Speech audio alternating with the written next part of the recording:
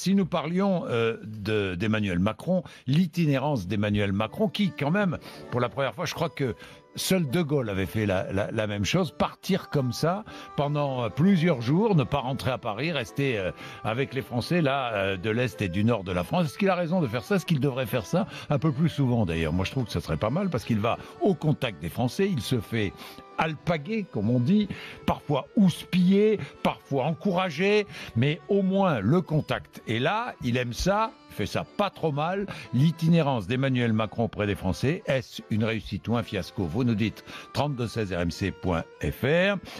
Il y a eu la polémique sur Pétain, échange tendu avec les Français sur les taxes, le diesel, la CSG. C'est bien ça, Jean-Baptiste? Oui, le président pris à partie aussi à Charleville-Mézières mercredi par une retraitée exaspérée.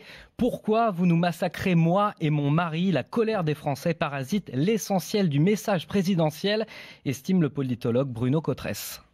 Cette itinérance, elle est devenue une sorte d'itinérance multithème, multicarte. On a parlé de l'économie, on parle du pouvoir d'achat, on parle de l'essence, on a parlé de Pétain. Donc trop de sujets très différents. Trop de prises de parole aussi. Pour le moment, c'est vrai qu'on a plutôt le sentiment d'un bombardement tous azimuts, un peu désordonné, et même avec parfois des moments difficiles pour le chef de l'État dans son fameux contact avec les Français. Malgré les bains de foule parfois houleux et les invectives, Emmanuel Macron se dit très heureux de ces 4 jours auprès des Français. Ce périple, un vrai bonheur, assure le président de la République.